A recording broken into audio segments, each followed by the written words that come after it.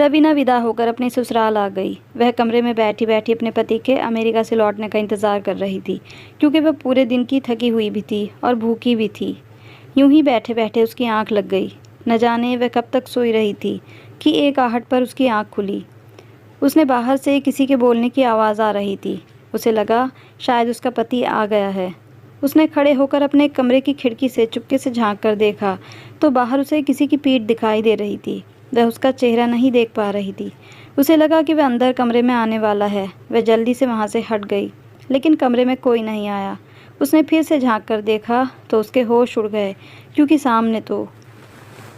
कहानी शुरू करने से पहले मेरे चैनल को सब्सक्राइब ज़रूर कर लें और कहानी अच्छी लगे तो इसको लाइक और शेयर ज़रूर कर दें। रवीना एक लो क्लास फैमिली से थी। जब से बड़ी हुई थी घर में गरीबी ही देखती आई थी। अभी उनके हालात वैसे ही थे। इसकी वजह ये थी कि उसके कोई भाई नहीं था, सिर्फ वह 2 बहनें थीं। रवीना बड़ी थी और उससे छोटी बहन उससे 3 साल छोटी थी। उसके बाबा और माँ दोनों सीधे साधे इंसान थे। उन्होंने कभी भी ऊपर वाले से शिकायत नहीं की कि इतनी गरीबी में हम जिंदगी गुजार रहे हैं। वह खुश थे। दोनों बहनें भी अपने माँ बाप पर ही गई थी। जो भी खाने को मिलता, पहनने के लिए जो कपड़े मिल जाते, उसी में शुक्र अदा करते थे। रवीना की माँ ने अपनी कमाई से दोनों बहनों के लिए दहेज जोड़ना शुरू कर दिया था। वह थोड़ी थोड़ी चीज़ें खरीद कर रख देती थी, लेकिन गरीबी की वजह से उनके घर कोई रिश्ता आता ही नहीं था। इसीलिए कभी कभी रवीना सोचती थी कि शायद उसके हाथों में शादी की लकीर है ही नहीं, वह सारी ज़िंदगी कुंवारी ही रहेगी। उसकी छोटी बहन रवीना से ज़्यादा खूबसूरत थी।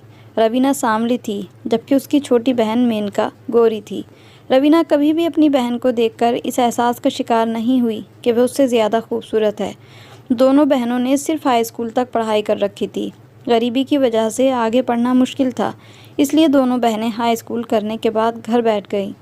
आस पड़ोस की औरतें कहने भी लगीं, बेटियों को ज़्यादा पढ़ाने की क्या ज़रूरत, आखिर करना तो चूल्हा चौका ही है, फिर पढ़ने के लिए पैसा बर्बाद करने का कोई फ़ायदा नहीं है।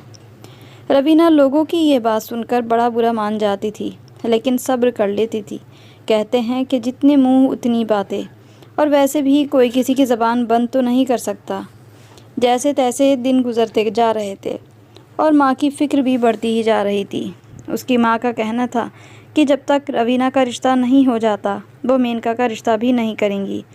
उनकी उलझन को समझते हुए एक दिन रवीना ने उनसे कहा, अगर मेनका का कोई अच्छा रिश्ता आए तो आप हाँ कर दो। जब मेरे नसीब में लिखा होगा तो मेरी भी शादी हो जाएगी। उसकी बात पर उसकी माँ अफसोस करने लगी। वह जानती थी कि उनके ख़ानदान में भी कई लड़के कुंवारे थे, लेकिन उनमें से कोई भी इन दोनों बहनों से शादी के लिए तैयार नहीं था, क्योंकि रवीना और मेनका गरीब घर से थी और वह लड़के अमीर घराने से थे, और उन लड़कों को भी अमीर लड़कियां ही चाहिए थी। कुछ रिश्तेदार तो उन्हें गरीबी की वजह से अपने यहाँ की शादियों में शामिल भी नहीं करते थे। एक दिन रवीना के बाबा भी काम पर चले गए और माँ भी काम पर जाने की तैयारी करने लगी थी। उसकी माँ एक घर में साफ़ सफाई का काम करती थी। तभी उनके दरवाजे पर किसी ने दस्तक दी। रवीना ने दरवाज़ा खोल कर देखा। बाहर पड़ोस में रहने वाला 50 साल का बूढ़ा खड़ा था और वह अकेला ही रहता था। रवीना ने पूछा, क्या बात है चाचा, क्यों आए हो? उस बूढ़े को शायद रवीना का चाचा कहना बुरा लग गया था। उसने मुंह बनाते हुए कहा कि देखो लड़की, मुझे चाचा मत कहो, मैं तुम्हारा चाचा नहीं हूँ। ये बात याद रखना कि चाचा या मामा ये सब सगे रिश्ते होते हैं, बाकी सब गैर होते हैं। रवीना को उसकी बात बड़ी अजीब सी लगी। हालांकि वह बूढ़ा रवीना के बाप की उम्र का था, इसीलिए उसे चाचा न कहती तो क्या कहती। रवीना ने कहा कि अच्छा ठीक है, बताओ क्यों आए हो? बाबा तो घर पर नहीं हैं, अभी अभी काम पर चले गए हैं। बूढ़े ने कहा, मुझे तुम्हारी माँ से मिलना है। रवीना की माँ को यह सुनकर हैरानी हुई। रवीना की माँ ने उसे अंदर बुलाया और बैठक में ले गई। बूढ़ा एक चारपाई पर बैठ गया। रवीना की माँ ने उसको चाय बनाने के लिए भेज दिया, क्योंकि वह आज पहली बार घर आया था। उसे मोहल्ले में रहते हुए 1 साल हो गया था। वह अकेला रहता था, उसके बीवी बच्चे भी नहीं थे। वह क्या करता था, कैसे गुजर बसर करता था, कभी किसी ने पूछने की ज़रूरत महसूस नहीं की थी, क्योंकि वह बहुत कम लोगों से मिलता था। रवीना चाय बनाकर बैठक में ले गई। रवीना ने चाय मेज़ पर रख दी, एक नज़र बूढ़े पर डाली और बैठक से चली गई। थोड़ी देर के बाद बूढ़ा चला गया तो माँ आ गई। रवीना ने पूछा, ये बूढ़ा क्यों आया था? माँ ने कुछ सेकंड सोचा, फिर कहने लगी, वह तुम्हारा रिश्ता लेकर आया था। ये बात सुनकर रवीना चौंक गई और अपनी माँ से बोली, वह मेरा रिश्ता किसके लिए लेकर आया था? उसकी माँ बोली, अपने बेटे के लिए, मगर वह तो अकेला रहता है माँ। माँ ने सिर हिलाते हुए कहा कि हाँ, यही सवाल मैंने भी उससे किया था। उसने कहा कि उसका बेटा अमेरिका में रहता है, वहाँ पढ़ने गया हुआ है। पढ़ने के बाद उसने वहीं नौकरी कर ली और बहुत बड़े ओहदे पर है। वह पैसे कमा रहा है। अमेरिका का सुनकर तो रवीना के अंदर भी लड्डू फूटने लगे। उसे यूं लगा जैसे उसका नसीब खुलने वाला है। यह सुनने के बाद रवीना थोड़ी देर सोच में पड़ गई। फिर माँ से पूछा, फिर तुमने क्या जवाब दिया माँ? माँ ने कहा, अभी मैंने उसको कोई जवाब नहीं दिया। रवीना बहुत खुश थी। इतने अच्छे रिश्ते से मेनका रवीना को कहती रहती कि अमेरिका जाकर हमें भूल न जाना, वरना सारी ज़िंदगी तुमसे नहीं बोलेंगे। फिर अब रवीना को इंतज़ार था कि बस किसी तरह जल्दी से जल्दी यह रिश्ता हो जाए और वह अपने घर की हो जाए। फिर एक दिन बूढ़ा आया। उसके पापा घर पर ही थे। बाबा ने उससे कहा कि हम ऐसे शादी नहीं कर सकते, कम से कम एक बार मुझे अपने बेटे की तस्वीर दिखाओ। यह सुनकर वह हड़बड़ा गया। कहने लगा, मेरे पास मेरे बेटे की तस्वीर तो नहीं है। जो तस्वीर पहले थी वह गुम हो गई। तुम रिश्ता पक्का कर दो, जब मेरा बेटा आ जाएगा तो तुम लोग उसे मिल लेना। रवीना के माँ बाप बहुत सीधे थे। उन्होंने हाँ कह दी थी। बूढ़े ने तो कह दिया था कि जब उसका बेटा वापस आएगा तो वह उसे बाबा से मिलवा देगा। माँ ने तो बूढ़े से ये भी कहा था कि आज का दौर तो बहुत आगे निकल चुका है। व्हाट्सएप ने पूरी दुनिया को, इंसानों को एक दूसरे के करीब कर दिया है। तुम व्हाट्सएप पर भी उसकी तस्वीर मंगवा सकते हो। बूढ़े के पास मोबाइल फ़ोन नहीं था, वह फ़ोन इस्तेमाल ही नहीं करता था। इसलिए उसने कहा कि मैं घर पर उसकी तस्वीर देखूंगा। फिर वह चला गया। 2 दिन के बाद फिर आया, एक तस्वीर लेकर। वह बोला, मुझे तस्वीर के बारे में याद नहीं था। बाबा ने तस्वीर देखी। लड़का अच्छा था, शक्ल सूरत का। उसे बूढ़े से काफ़ी मिलता था उसका बेटा। रवीना के बाबा ने सोचने के लिए कुछ दिनों का टाइम मांगा था। वह जल्दबाजी में कोई गलत कदम नहीं उठाना चाहते थे। माँ ने उस बूढ़े के बेटे की तस्वीर अपने पास रख ली थी और रवीना को भी दिखा दी थी। रवीना का तो पहली ही नज़र में लड़का पसंद आ गया था और वह अमेरिका जाने के ख्वाब देखने लगी थी। माँ बाबा रोज़ाना उसके रिश्ते के बारे में बात करते रहते थे, लेकिन किसी नतीजे पर नहीं पहुँच सके थे। एक दिन बूढ़ा आया, बताने लगा कि मेरे बेटे से बात हुई थी। वह जिस कंपनी में काम करता है उसे वहाँ से छुट्टी नहीं मिल रही, लेकिन उसने कहा है कि वह तुम्हारी बेटी से टेलीफोन पर शादी कर लेगा। बाबा उसकी बात पर किसी तरह भी राज़ी नहीं हुए। भला फ़ोन पर कैसे शादी हो सकती है? बाबा की यही शर्त थी कि लड़के को अमेरिका से आना चाहिए, तभी वह शादी उसके बेटे से करने के लिए राज़ी होंगे। उस बूढ़े ने परेशान होकर जाते जाते कहा कि अच्छा ठीक है, मैं उससे बात करता हूँ। वह उसके बेटे के आने वाले बात पर थोड़ा घबरा जाता था। रवीना की माँ दिलो जान से इस रिश्ते के लिए तैयार थी। वह किसी भी तरह रिश्ता गंवाना नहीं चाहती थी, क्योंकि उनकी नज़र में लड़का अमीर था और अमेरिका में नौकरी करता था। और वह तो यहाँ तक सोच रही थी कि जब लड़का लड़की राज़ी हैं तो फिर एक दूसरे की सहमति से फ़ोन पर ही एक दूसरे को शादी के लिए हाँ कर दी जाएगी। और फिर रही बात शादी की, तो उसके लिए कोर्ट में रजिस्ट्री करा लेंगे।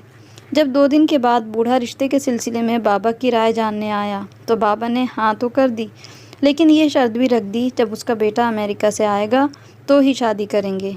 एक दिन बूढ़ा आया। उसने बताया कि 1 हफ्ते बाद उसका बेटा आ रहा है, बस कुछ दिनों के लिए, क्योंकि उसे बड़ी मुश्किल से छुट्टियां मिल रही हैं। इसलिए शादी की तारीख पक्की कर दी गई। उस दिन ही बूढ़े के बेटे को अमेरिका से आना था। बूढ़े ने कहा कि शादी सादगी से होनी चाहिए, क्योंकि उसको ज़्यादा भीड़ पसंद नहीं है। रवीना के घर में शादी की तैयारी शुरू हो गई। माँ का तो खुशी का कोई ठिकाना नहीं था। जब मोहल्ले के लोगों को पता चला कि उसकी शादी बूढ़े के अमेरिका में रहने वाले बेटे से हो रही है, तो सब रवीना के माँ बाप को कहने लगे, अभी कुछ नहीं बिगड़ा है, अच्छी तरह से छानबीन करके ही शादी करना। ऐसा न हो कि लड़का अमेरिका जाकर कोई धोखेबाज निकले। आजकल ऐसे मामले बहुत सामने आते रहते हैं। रवीना के बाबा ने भी सबकी बात पर सहमति जताई और सारे हालात मोहल्ले वालों को बता डाले और उन सब से कहा कि बस हमें आप सबका साथ चाहिए। मोहल्ले वालों ने भी रवीना के माँ बाप का भरपूर साथ दिया था। हालांकि शादी में ज़्यादा लोगों को नहीं बुलाया गया था, बस कुछ मोहल्ले के लोग थे और घर के लोग थे। जैसे तैसे शादी वक्त का वक्त भी आ गया जिसका ख्वाब रवीना देख रही थी। मगर कुछ देर बाद बूढ़े ने बताया कि उसके बेटे से बात हुई है, वह अभी तक अमेरिका में है। यह सुनकर घर वाले परेशान थे। खुद बूढ़ा भी बहुत परेशान था। वह बार बार अपने बेटे को फ़ोन मिला रहा था, लेकिन उसका नंबर बंद जा रहा था। रात 10 बजे उन्होंने अपने बेटे से बात की तो उसने बताया कि वह अभी अभी अमेरिका से रवाना हो चुका है और रात 1 या 2 बजे तक पहुंचेगा। यह सब सुनकर माँ बाबा परेशान हो गए। सबकी समझ में कुछ नहीं आ रहा था कि क्या करें। रवीना भी अपने कमरे में बैठी हुई दूल्हे के आने का इंतज़ार कर रही थी ताकि वह आए और शादी हो। लेकिन फिर बूढ़े ने बताया कि उसके बेटे ने कहा है फ़ोन पर शादी हो जाए, फिर विदाई भी कर दी जाए। बूढ़े का बेटा जब अमेरिका से आ जाएगा तो वह सीधा ही अपने घर पर आएगा। हालांकि रवीना के माँ बाप को ये सही तो नहीं लग रहा था, लेकिन अब इस वक्त पर वह क्या करते। मजबूरी की वजह से टेलीफोन पर ही शादी हो गई। अगले दिन कोर्ट जाकर उनको दस्तखत करने थे, तब जाकर ये शादी पूरी होती। बूढ़े के बेटे ने शादी कबूल कर ली थी, जो सब ने सुना था। इस तरह रवीना की शादी हो गई और वह विदा होकर उस बूढ़े के घर चली गई। क्योंकि उसका घर रवीना के घर के पास में ही था, इसीलिए उसे उसकी ससुराल तक छोड़कर सब वापस चले गए। अब रवीना अपने पति के आने का इंतज़ार करने लगी, क्योंकि बूढ़े के मुताबिक उसके बेटे ने कहा था कि वह रात को 1-2 बजे तक पहुंच जाएगा। बूढ़े ने कहा कि वह बस पहुंचने ही वाला है। रवीना उसका इंतज़ार करते करते थक चुकी थी, क्योंकि सारा दिन की भी थकी हुई थी और उसने खाना भी नहीं खाया था। इसलिए जैसे ही थोड़ी देर हुई, बैठे बैठे ही उसकी आँख लग गई। पता नहीं उसे सोए हुए कितनी देर हो गई थी। अचानक उसे आहट महसूस हुई तो उसकी आँख खुल गई। बाहर से किसी के बोलने की आवाज़ आ रही थी। रवीना समझ गई कि उसका पति आ चुका है, क्योंकि रवीना ने उस बूढ़े के बेटे का फ़ोटो देखा तो था, लेकिन असल में तो उसने देखा ही नहीं था। इसीलिए वह उसे देखने को बेताब थी। तभी उठी और खिड़की के बाहर झांकने लगी। बाहर जो भी था, रवीना सिर्फ उसकी पीठ ही देख पा रही थी। फिर उसे लगा कि जो इंसान बाहर है वह अंदर आने वाला है। वह पीछे हट गई।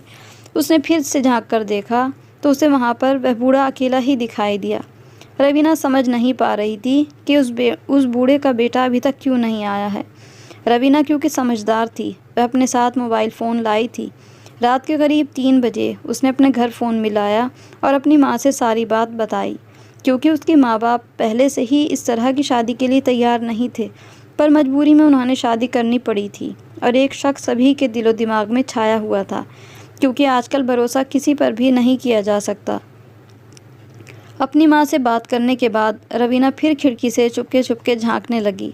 वह बूढ़ा अपने किसी काम में लगा हुआ था। तभी दरवाजे पर किसी ने दस्तक दी और बूढ़े ने जैसे ही दरवाज़ा खोला, रवीना के माँ बाप और उसकी छोटी बहन भी वहीं आ गए। सबसे पहले रवीना की छोटी बहन मेनका बोली कि सबसे पहले हम ही अपने जीजा जी से मिलेंगे, और वह सब रवीना के पास जाकर बैठ गए। थोड़ी ही देर बाद मोहल्ले की कुछ औरतें भी वहाँ चली आईं। बोली कि रवीना हमारी बेटी की तरह है, हमने सोचा क्यों ना दामाद का वेलकम हम सब मिलकर करें, उसे भी अच्छा लगेगा। भला कितने सालों बाद तुम्हारा बेटा आ रहा होगा। अपने घर में भीड़ देखकर बूढ़ा कुछ सक पका गया।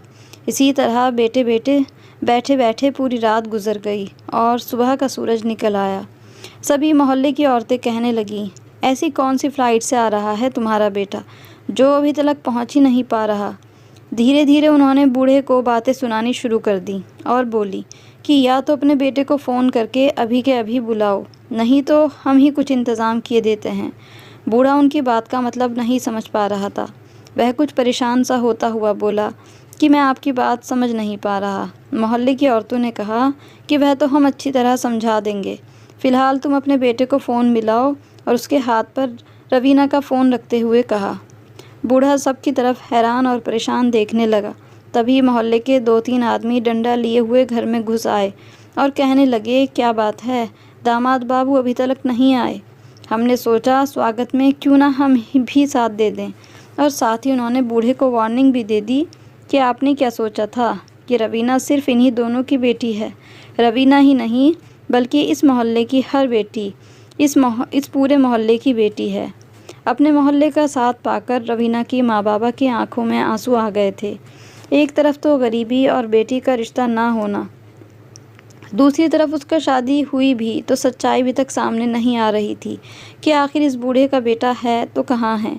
लेकिन मोहल्ले के लोग भोले और सीधे साधे नहीं थे, वह इस मामले को काफ़ी हद तक समझ चुके थे।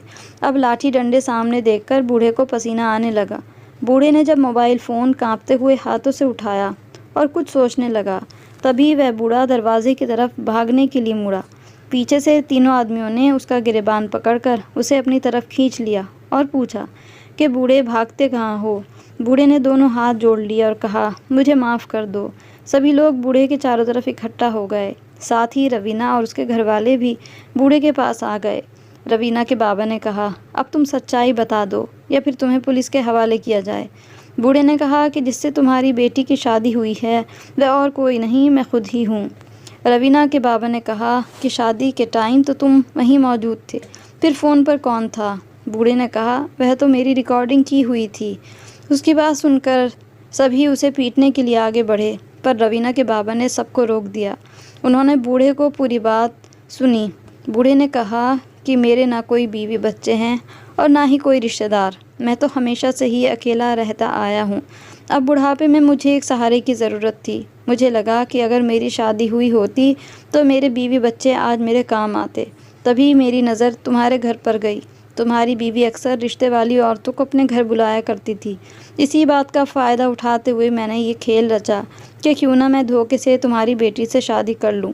जब शादी हो जाएगी तो फिर कोई कुछ नहीं कर पाएगा। तभी रवीना के बाबा के पड़ोसी और दोस्त ने आगे बढ़कर एक थप्पड़ उस बूढ़े के मुंह पर मार ही दिया और कहा कि हम तुझे पुलिस में भेजेंगे। लेकिन क्योंकि रवीना की पूरी ज़िंदगी का सवाल था, रवीना के बाबा ने तभी किसी वकील को बुलाया और उनसे सलाह करके इस शादी को तुड़वा दिया, क्योंकि वैसे भी इस शादी में अभी तक कोर्ट में दोनों के साइन नहीं हुए थे। इस तरह वक्त रहते रवीना की ज़िंदगी बर्बाद होने से बच गई। रवीना के माँ बाप के साथ साथ मोहल्ले के और लोगों ने भी इस बात से सबक लिया कि अगर ऊपर वाले की मर्ज़ी हो तो लड़की हो या लड़का, रिश्ता होने में देर नहीं लगती। लेकिन इस बात में ज़बरदस्ती या जल्दबाजी नहीं करनी चाहिए, नहीं तो पूरी ज़िंदगी बेटा बेटी के साथ साथ माँ बाप को भी रोना और तड़पना पड़ता है। तो ये थी हमारी आज की कहानी। ऐसी ही अच्छी कहानियों के साथ फिर मिलेंगे। तब तक के लिए goodbye and thanks for watching.